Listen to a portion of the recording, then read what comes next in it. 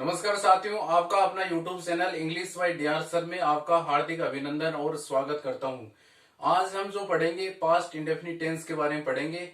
तो past indefinite tense में हम जीरो से चलेंगे, जीरो से आगे एडवांस तक बढ़ेंगे। तो हम पहले देखेंगे इसकी हिंदी में क्या पहचान होती है। पास्ट इंडेफिनिट टेंस की हिंदी के वाक्यों के अंत में क्या आए तब हम मानेंगे ये पास्ट इंडेफिनिट टेंस है। आजकल बहुत सी एग्जाम में ऐसे भी आता है कि हिंदी के वाक्य दे देता है, उसका इंग्लिश में ट्रांसलेशन पूछता है। तो चलते हैं फिर कि हिंदी के वाक्यों के अंत में यदि या आए, ये आए और ये आए, आ आए, ई आए और ए आए, हिंदी के वाक्यों के अंत में या आए, ये आए, ये आए, आई, आए, ई आए और ए आए, इसको हम एग्जाम्पल में देखेंगे। वह कॉलेज गया। अंत में क्या आ रहा है? या आ रहा है, तब कौन सा होगा? पास्ट इंडेफिनिट होगा। वह कॉलेज गई, वह कॉलेज गई, तो अंत में क्या आ रहा है? ये आ रहा है। ऐसे माने कि वे कॉलेज गए, तो अंत में क्या आ रहा है? ये आ रहा है। तो हमने यहां पर पढ़ा है कि या ये आए, तब उसके अंदर कौन सा टेंस होगा? पास्ट इंडेफिनिट टेंस होगा।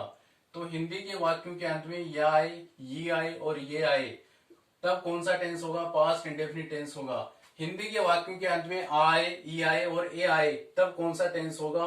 पास्ट इंडेफिनिट टेंस होगा। उनका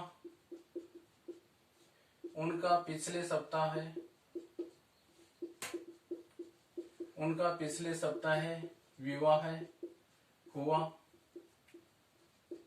अंत में क्या आ रहा है? आ रहा है, तब कौन सा टेंस होगा? पास्ट इंडेफिनिट टेंस होगा। अब देखेंगे ई आए, घंटी बजी। अंत में क्या आ रहा है? ई आ रहा है, तब कौन सा होगा? पास्ट इंडेफिनिट होगा। कक्षा प्रारंभ हुई। अंत में क्या आ रहा है? ई आ रहा है, तब कौन सा होगा? पास्ट इंडेफिनिट टेंस होगा। संस्था प्रधान ने प्रतिभावान छात्रों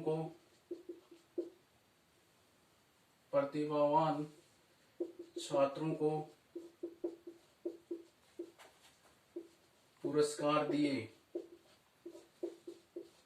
अंत में क्या आ रहा है दोस्तों? ए आ रहा है। तो हमने पढ़ा है कि अंत में हिंदी के वाक्यों के अंत में या आए, ये आए, ये आए, आए, ई आए, ए आए, तब कौन सा टेंस होगा? पास्ट इंडेफिनिट टेंस होगा। मैंने हिंदी में विशेषता ऐसे बताई है कि आजकल स्टूडेंट क्या करते हैं, रूल्स को रटते हैं, तब उनको पता नहीं रहता कि यदि आपको कोई टेंस में कंफ्यूजन हो जाए, कोई सेंटेंस में ऐसे पता नहीं चले, तब आप हिंदी में भी उसका अर्थ निकाल के क्वेश्चन कर सकते हो कि इसमें कौन सा टेंस है। रूलों को रटना नहीं है, आपको समझना है। तो आपको ध्यान में रखना है, पास्ट इंडेफिनिट टेंस बहुत इंपॉर्टेंट टेंस है एग्जाम के पॉइंट ऑफ व्यू से। और जो स्पोकन इंग्लिश है, जो पास्ट की जो घटनाएं होती हैं, उनको बताने के लिए कौन से टेंस का प्रयोग किया जाता है? पास्ट इंडेफिनिट टेंस का प्रयोग किया जाता है। तो आपको ध्यान में रखना है कि यदि हिंदी के वाक्यों में या, ये, आ, ई, ए आए अंत में, तब कौन सा टेंस होगा? पास्ट इंडेफिनिट टेंस होगा।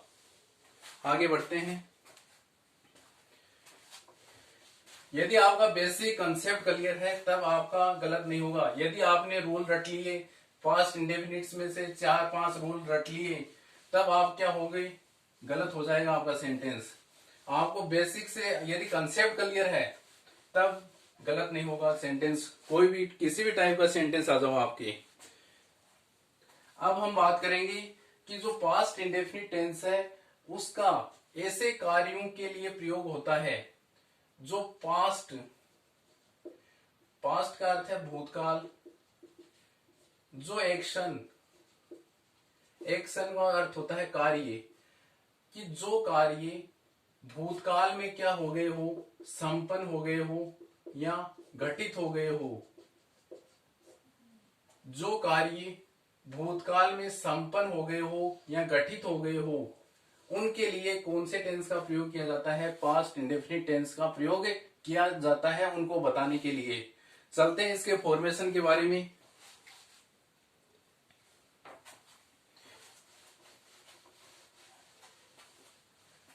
अब इसका देखते हैं कि जो साधारण वाक्य होते हैं अफर्मेटिव या असर्टिव होते हैं।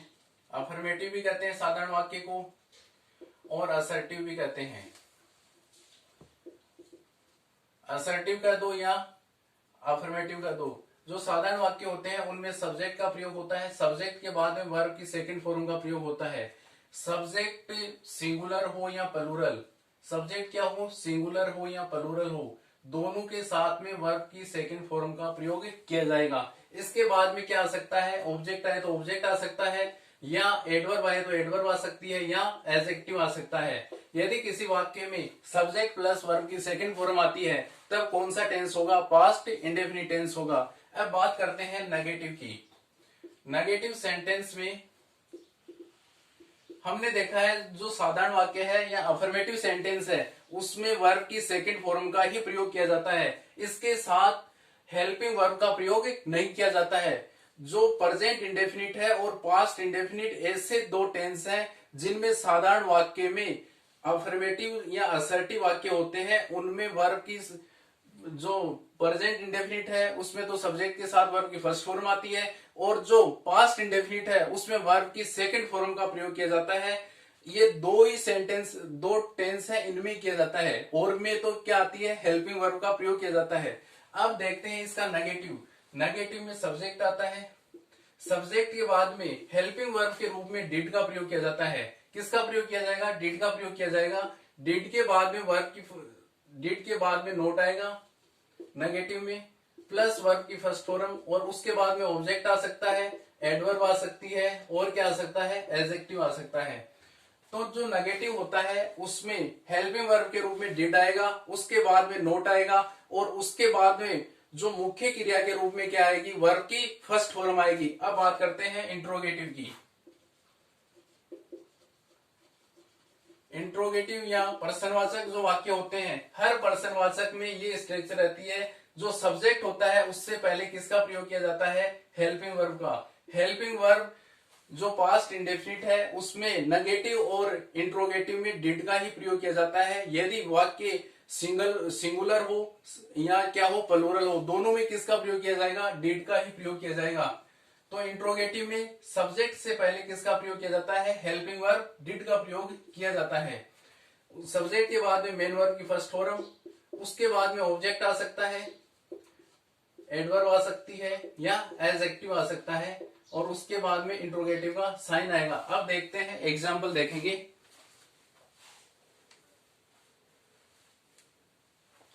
तो आपको इसमें यही ध्यान में रखना है कि इसका सब्जेक्ट का कोई असर नहीं पड़ता है, सब्जेक्ट सिंगुलर हो या प्लूरल हो। जो साधारण वाक्य है उसमें सब्जेक्ट सिंगुलर या प्लूरल दोनों के साथ में वर्ब की सेकंड फॉर्म आएगी, और जो नेगेटिव और इंट्रोगेटिव है उनमें हेल्पिंग वर्ब के रूप में डिड का प्रयोग किया जाएगा, सिंगुलर और प्लूरल दोनों सब्जेक्ट के साथ।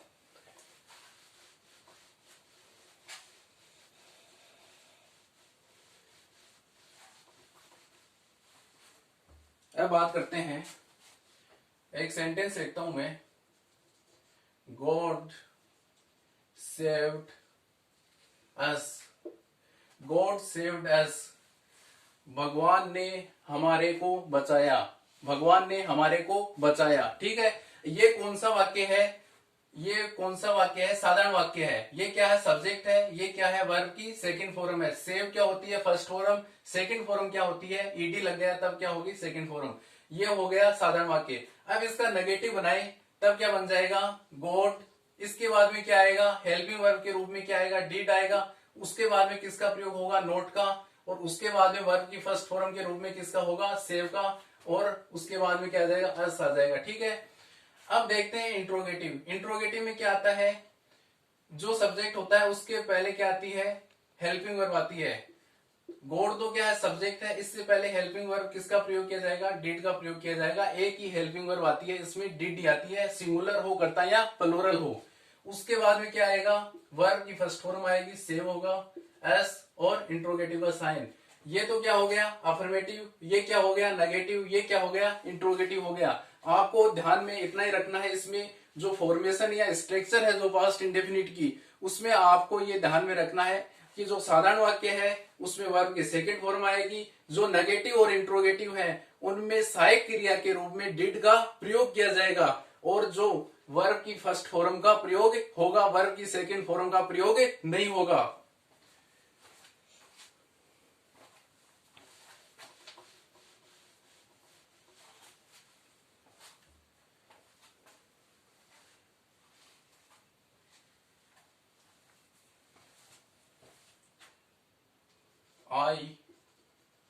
I bought a book. I bought a book yesterday. I bought a book yesterday. She left college last year.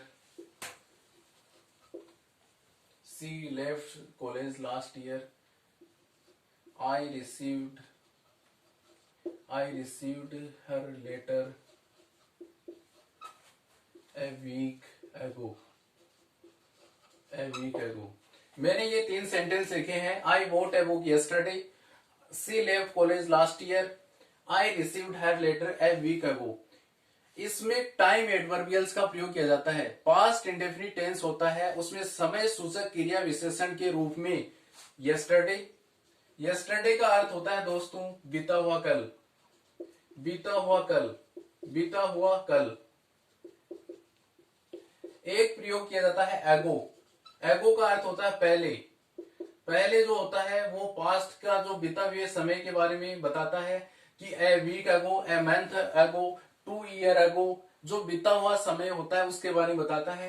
एक इसमें प्रयोग किया जाता है लास्ट ईयर, पिछली साल, last year, last month, last week, पिछले सप्ताह। इसमें टाइम एडवर्बियल के रूप में yesterday, last week, last month, last year, और एक प्रयोग किया जाता है एगो का। एगो से बन जाएगा ए वीक एगो, ए वीक एगो, एक सप्ताह पहले, ए मंथ एगो, एक महीने पहले, ए ईयर एगो, एक वर्ष पहले। तो जो टाइम एडवर्बियल के रूप में इसमें प्रयोग किया जाता है यस्टरडे, एगो और लास्ट वीक, लास्ट मंथ और लास्ट ईयर का। इन जो सेंटेंस है किसी वाक्य में यस्टरडे आ जाए तब आप समझ लेना कि कौन सा वाक्य होगा, पास्ट इंडेफिनिट होगा। यदि ये वाक्य ऐसे हो, आई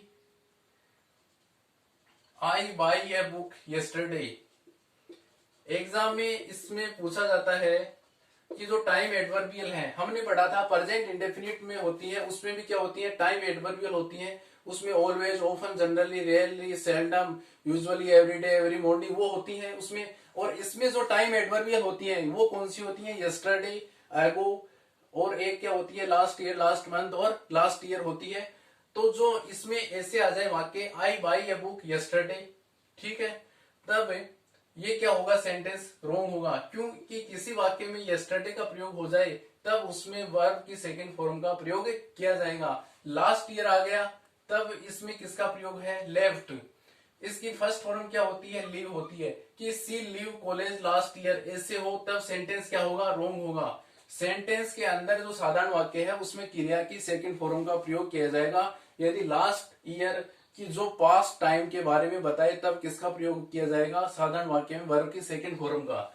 आई received her letter a week ago, एक सप्ताह पहले, ये क्या बता रहा है, पास्ट टाइम के बारे में बता रहा है, तब किसका प्रयोग किया जाता है, वर्ब की सेकंड फॉर्म का प्रयोग किया जाएगा साधारण वाक्य में, ठीक है।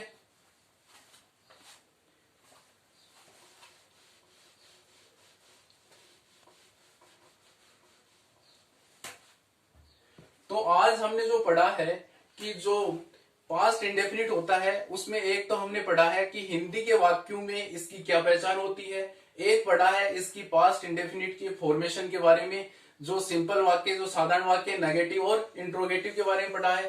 एक हमने पढ़ा है टाइम एडवर्बियल, समय सूचक क्रिया विशेषण के बारे में पढ़ा है कि किसी वाक्य में यस्टरडे आ जाए, अगो आ जाए, और क्या आ जाए, last week, last year, month आ जाए, तब किसका प्रयोग होता है, पास्ट इंडेफिनिट का प्रयोग होता है।